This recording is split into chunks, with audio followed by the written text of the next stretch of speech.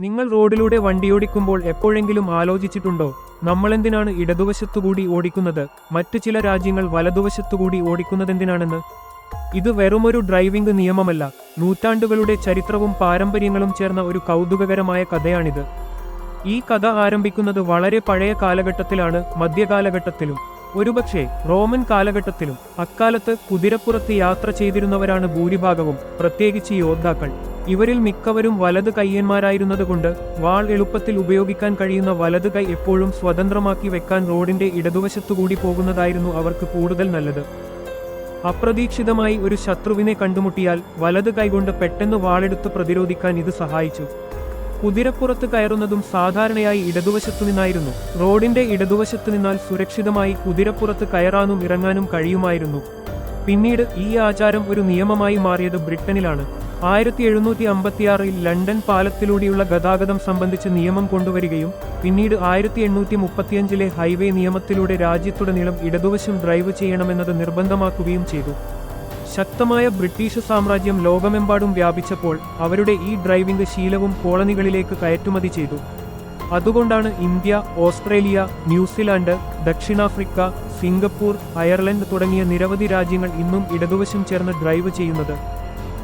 Japan British colony ആയിരുന്നില്ലെങ്കിലും അവരുടെ railway സംവിധാനങ്ങൾ വികസിപ്പിക്കുന്നതിൽ ബ്രിട്ടീഷ് എഞ്ചിനീയർമാരുടെ സ്വാധീനം കാരണം റോഡുകളിൽ അവർക്ക് ഇടതുവശം ചേർന്നുള്ള ഡ്രൈവിംഗ് സ്വാഭാവികമായി തോന്നി.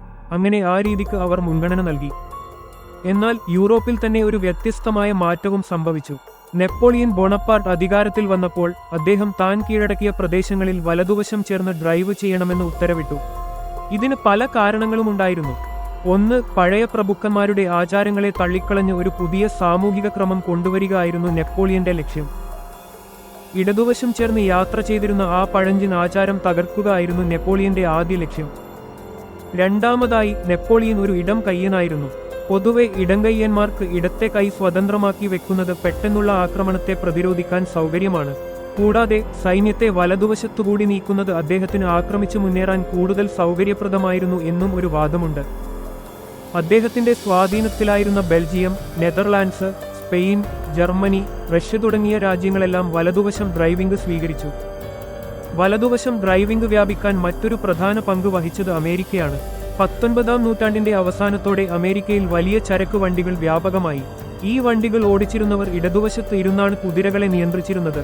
എതിർവശത്തു നിന്ന് വരുന്ന വാഹനങ്ങളെ കാണാൻ വലതുവശം ചേർന്ന് ഓടിക്കുന്നതായിരുന്നു കൂടുതൽ സുരക്ഷിതം. കാരണം വലതുവശം ചേർന്ന് ഓടിക്കുമ്പോൾ ഡ്രൈവർ സീറ്റ് റോഡിന്റെ മധ്യഭാഗത്തോട് അടുത്തുവരും.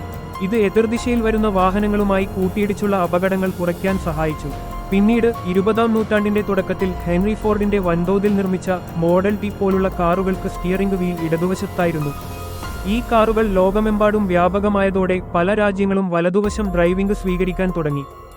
ഇന്ന് ലോക ജനസംഖ്യയുടെ ഏകദേശം 65% വലതുവശത്തും 35% ഇടതുവശത്തും ഡ്രൈവ് ചെയ്യുന്നു. ഇനി ഇതിനൊരു മാറ്റം അത്ര എളുപ്പമല്ല. റോഡുകൾ, സൈൻ ബോർഡുകൾ, വാഹനങ്ങൾ എന്നിവയിലെല്ലാം വലിയ മാറ്റങ്ങൾ വരുത്തേണ്ടിവരും. അതുകൊണ്ട് മിക്ക രാജ്യങ്ങളും അവരുടെ പഴയ ഡ്രൈവിംഗ് ശീലം തന്നെ തുടരുന്നു. ചരിത്രവും പാരമ്പര്യവുമാണ് നമ്മുടെ റോഡുകളിലെ ഈ വ്യത്യാസങ്ങൾക്ക് പിന്നിൽ.